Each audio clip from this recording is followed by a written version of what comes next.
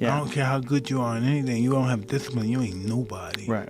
You're nothing without discipline, because you give up under the slightest struggle without discipline. I mean, discipline is doing what you hate to do, but do it like you love it.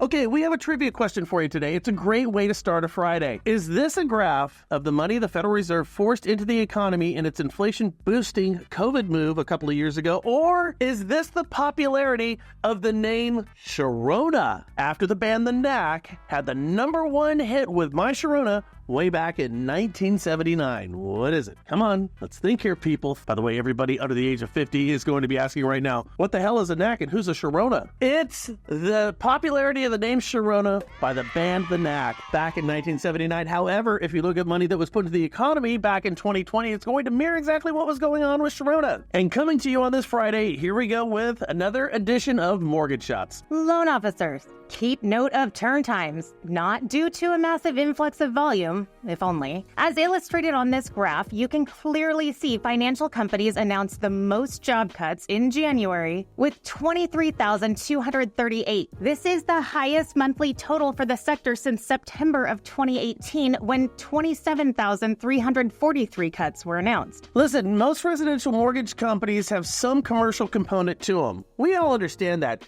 Either writing and or servicing commercial mortgage-backed securities. That sector is getting the hell kicked out of it right now. When you combine that with the lower overall production on the residential end, mortgage companies and even our wholesale companies could be positioned to trim some of that staff, cut costs. You're fired. Fired? Now, some of that staff could be the support for your loans. Really makes you think, though, doesn't it? I mean, what about contract processing and what you think about that? And I'm serious here. It's always been deemed better to have in-house processing. Yet a mortgage company can be compelled by volume and profits to determine the number of underwriting or processing staff they keep on the book. However, when your company works with a contract processing company, they're only compelled by one thing. Just one.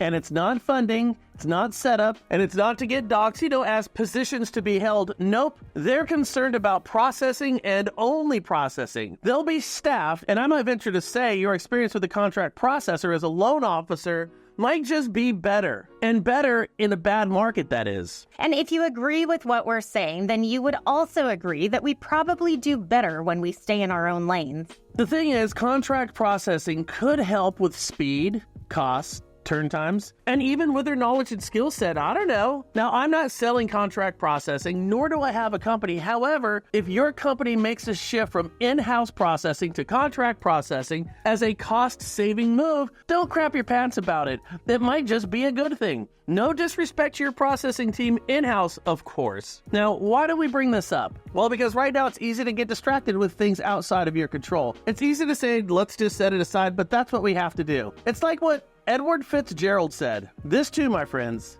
shall pass." I hope this helps.